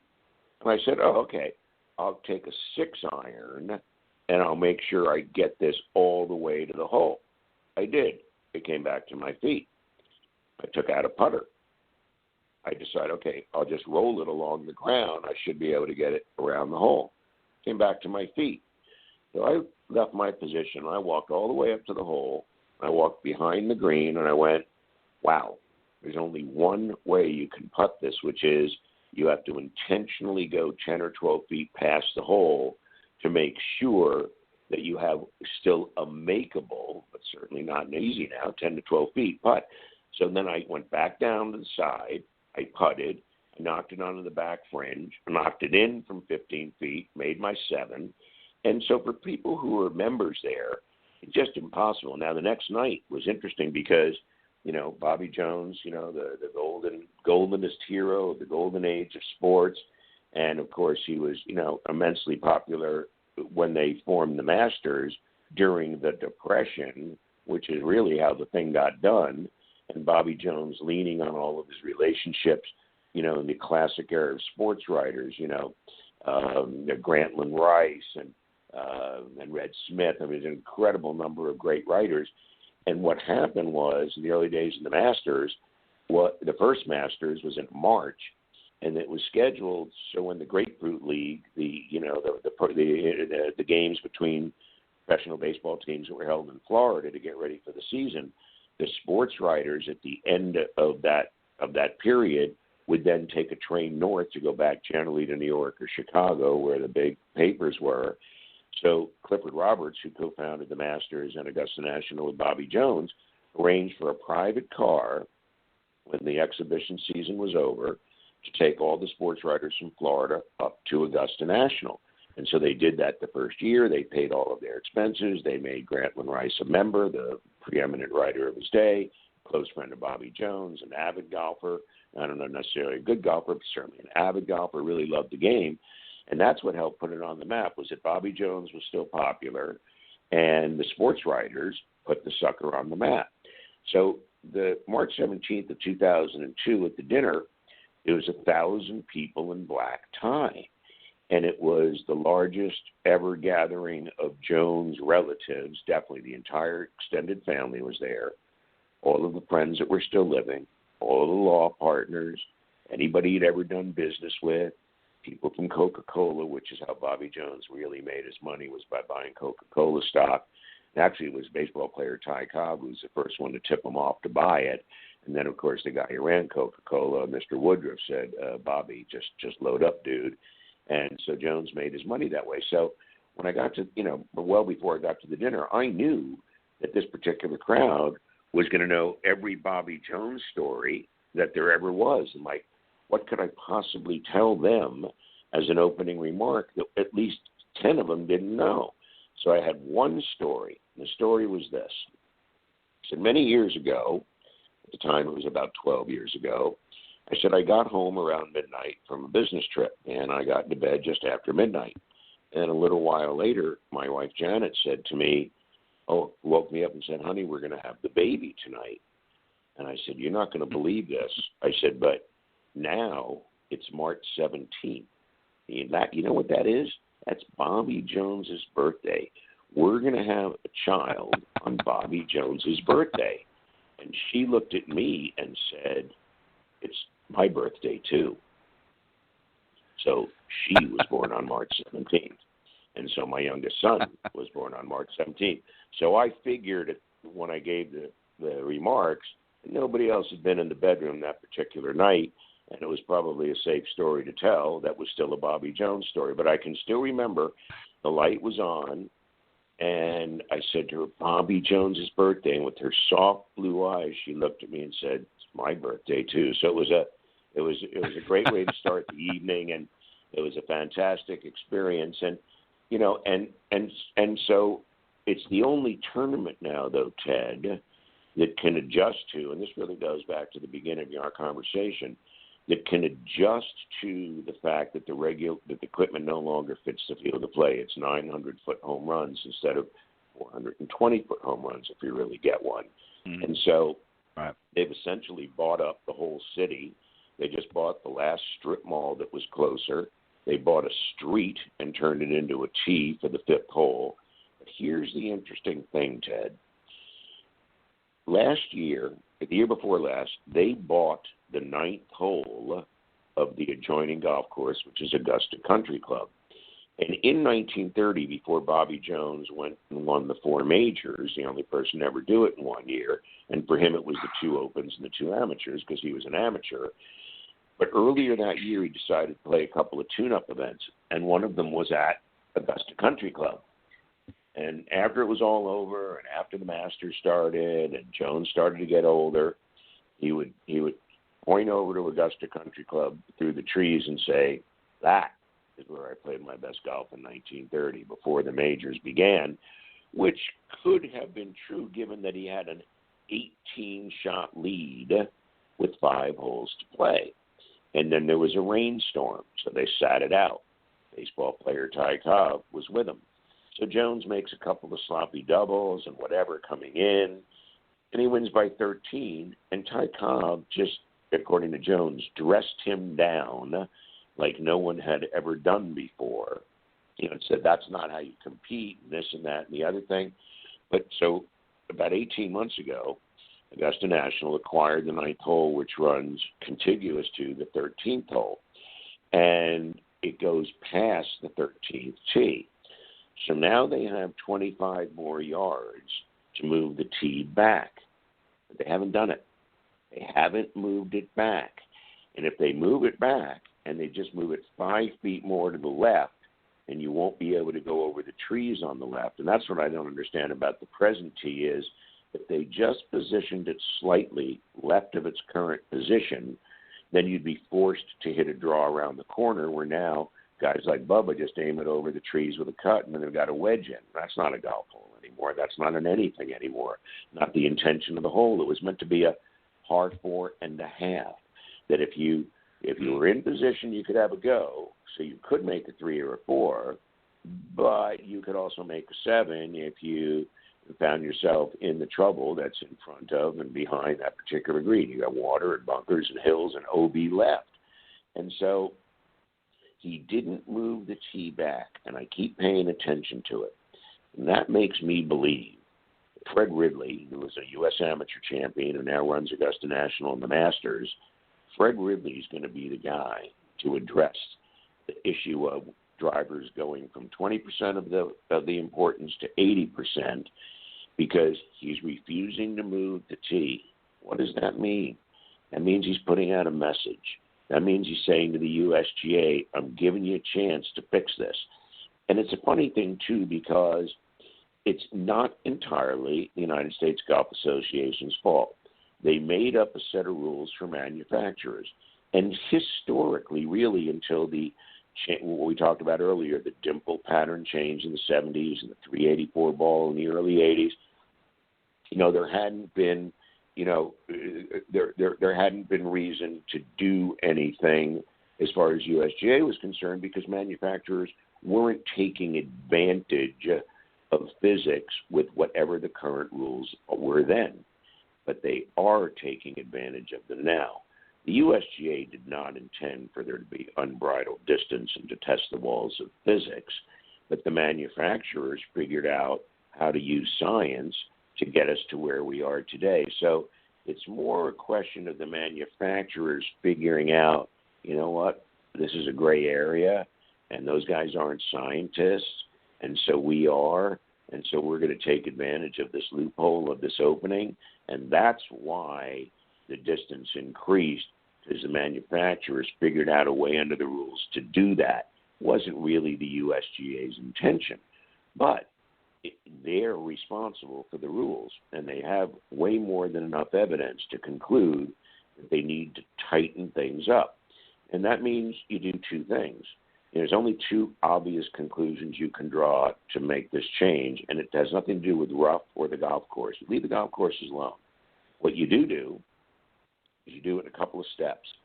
If you go back to the 2000 Pro V1, the first one, that's now the ball that's 28 yards longer in 2020 than it was in 2000. So if you go back to the 2000 molds, all of a sudden there is no R&D that everybody's screaming about.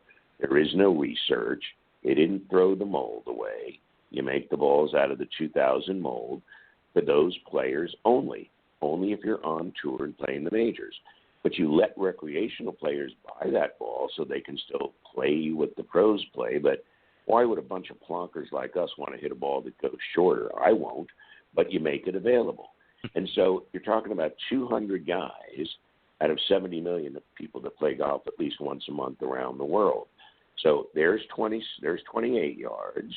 Now the driver head size are 460-ish. So drop it down to 360. Those two changes will negate about 35 yards and still leave a 20-yard increase from 1993. We can roll with 20 yards. You can't roll with 55, not on courses that don't play the way they were meant to. So those are the two fixes. I haven't discussed it with Fred, but there's zero chance that it isn't exactly what he's also thinking.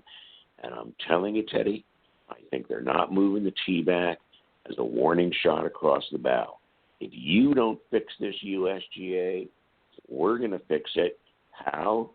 We're going to order up a tournament ball, and it'll be the one that Peter Kessler and I discussed, the Pro V1 from 2000, 28 yards shorter.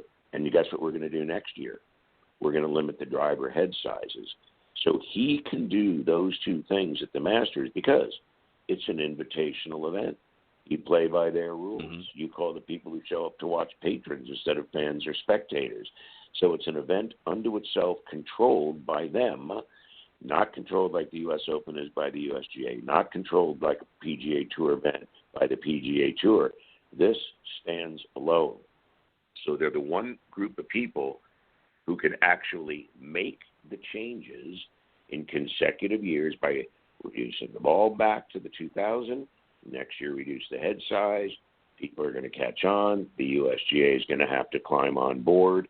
And that's how we're going to get from where we are today to where we were a little while ago, many yesterdays ago.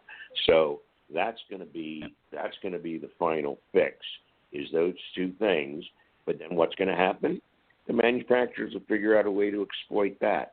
They'll do something to the head, the 360. Guess what? Then we'll make it smaller. If the ball starts to combine with the club to create more distance than we wanted, you roll it back again. But it's only two items. The molds exist, and it takes 10 minutes to go to your mold for drivers and go, well, it's gotten 320. We just went down from 460 to 360 this year. It's 320, boys, until they get it right. You don't have to do anything with anything else. You just have to do those two things. You leave the golf courses alone.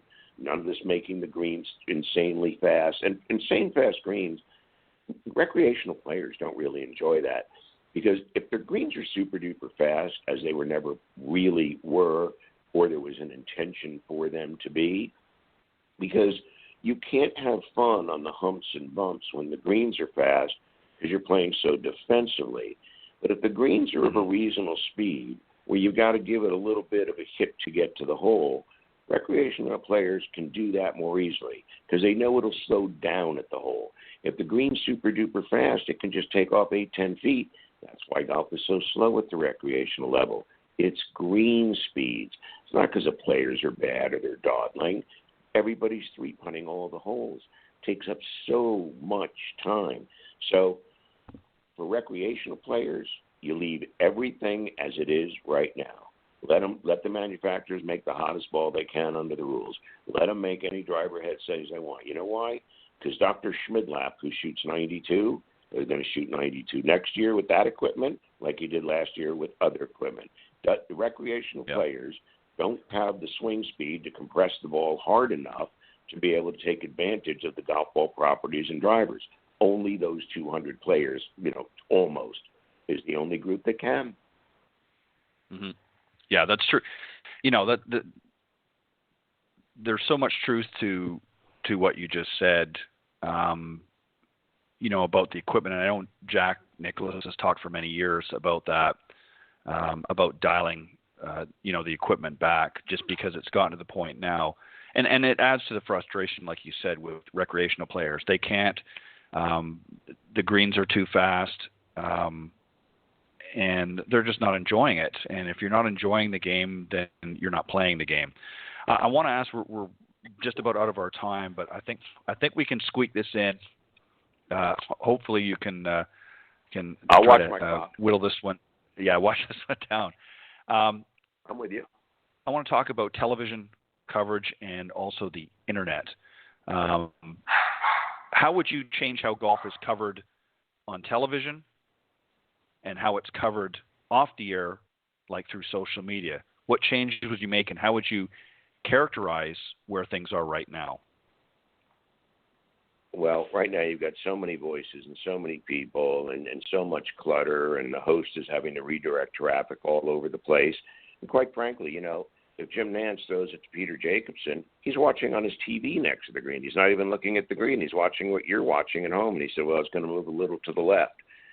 That's the biggest problem to me, is they always tell you what you just saw.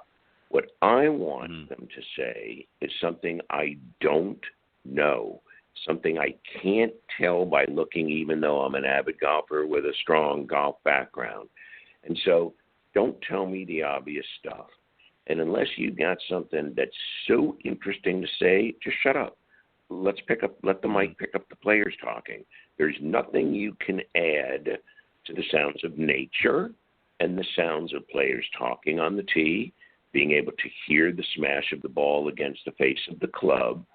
And so I think the announcers generally are awful. I think all of the hosts are just absolutely terrible. There's so much, and there's so much gratuitous, you're a great guy, a lot of kissing that doesn't really need to go on. Nothing brings a telecast to a grinding halt like having the CEO of AT&T come on, and he looks like Larry David on a bad day. And so I would have one host, one analyst, nobody on the golf course, and as little chat as possible. Unless you have to say it, just keep your mouth shut. Unless there's something to analyze, don't say a word. And I think because of the virus, that's going to be that they're starting to actually do that a little bit. They've moved the whole announcers off the site, but they're still commentating. I would go with play-by-play guy, or brilliant host, and somebody who was a professional golfer who has a personality. So I would make those changes. I would reduce talk by 90%. I'd get rid of the blimp. It's noisy, and never ever have we seen a blimp shot that we had the faintest idea what was happening. The camera goes way past the end of the green, and then it comes back to where the ball is. That's not anything. And when it's in the air and the camera from the blimp is shooting it, you no longer have context because you don't see anything from that view. In terms of writing, there used to be, like Grantland Rice, great writers. And right up until about 10 or 12 years ago, a lot of good guys were still doing it. A lot of papers have closed. A lot of magazines have shut their doors. Kudos to you for figuring out a way to open one up for yourself and the people who work with you. And so what we have now are these fake journalists, and this obsession with statistics is maddening. There's no such thing as a top 10 for a great player. It means you had a bad week. Yet everybody wants to talk about top 10s. There's no such thing as strokes gained. There is no such thing. The only thing that there is strokes gained winning. There's no such thing as strokes gained from the left rough when you're over 150 yards away. That isn't anything. A statistic on its own means nothing unless it relates to a win and how many did you win by. I had a fellow I got into it with today on Twitter who kept saying, too bad Ernie Els was such a terrible putter. He could have had a great career. And I said, well, he was number one in the world, and he did win 4 majors, and he won 71 times, and he's a great player. You don't win 71 times if you're not a great putter. And he said, yeah, but look, he averaged 90th in putting when he was winning. Right. And I said, that's because the more greens you hit, the more putts you take. The fewer greens you hit, the more you get it up and down. You're going to 3-putt if you keep hitting every green. And so a statistic on its own doesn't mean anything if it's out of context. And so if you're going to win 71 times, 4 majors, and be the best number one in the world, you're by definition a great putter. And everybody on the tour is a great putter, which is the difference between the tour and the tour underneath it, the web.com tour, or whatever we're calling it now. So that's what distinguishes the players in the major leagues from the minor leagues. It's not ball hitting, it's being a great putter. So you don't win if you're not a great putter, and you're not on tour if you're not a great putter, and nor are you 71-time winner. Well said. It's going to be interesting to see, Peter, what happens this season. If we have a season, I know that I spoke to earlier today with someone at the Symetra Tour. They're getting ready to start up in a couple of weeks for their first event back, and we'll see what happens. Obviously, they're going to be monitoring social distancing, and it'll be a fanless event, I'm sure, as the others are. But it'll be interesting to see what happens as we progress through. But I personally think you're not going to see a lot of change until 2021. I think the season is just going to be, for lack of better words, I think ceremonial at best. And most of the tournaments have been canceled. It's going to be a washout. Yeah, that's right. Right. It pretty much is. I mean, I'm certainly interested in seeing the Masters in November, but even it's going to be just not the same. It'll be interesting because it's going to be played in the fall, so it'll be a little bit different than what most people are used to. But nevertheless, well, Peter, I want to thank you. Unfortunately, we've run out of time, but always a pleasure having you on, and thank you for all you have done and all you're doing for Golf Tips. I value you on as a senior editor, and you've done some great stories. I'm not going to share the one that's coming out here in a few weeks on newsstands, but if you want to get a copy of the first issue that was released under iGolf Sports, it's now available. It has been available actually since June 16th at newsstands, and it's got a great story by my friend Peter Kessler about his dear friend Arnold Palmer. Go get yourself a copy. Better yet, go subscribe to Golf Tips magazine online at golftipsmag.com. As always, Peter, thank you very much for all that you do, and I appreciate being with you tonight, and I appreciate the career opportunities that you've given to me, and I'm going to make you proud, and I'm just super duper appreciative because it's just gotten my world rocking, and I'm doing the things that I'm best at, and that's because of you, and thank you very much. I appreciate it. All right. Take care. Have a good evening, and happy 4th of July, and I will talk to you soon. God bless, my friend. God bless you and your family, and have a safe and healthy, happy weekend. All right. That was my very special guest, the voice of golf himself, and senior editor at Golf Tips Magazine and executive producer at iGolfSports.com, the one and only Mr. Peter Kessler. I want to thank you. We ran over a little bit longer than anticipated, but I want to thank also Jon Decker and Bill Abrams earlier on the Coach's Corner panel. Thank you guys for doing a great job. And stay safe, everybody, this weekend. Enjoy Independence Day, and it's a special moment in U.S. history to be celebrated with family and friends, but be safe out there as we continue to navigate through this pandemic, and just be responsible. Do the things that those in the health profession have encouraged us to do, and we'll get through this on the other side. Thanks again, everybody, for joining me. I will see you next week with another Coach's Corner panel and another great guest here on Golf Talk Live. God bless everybody, and have a happy 4th.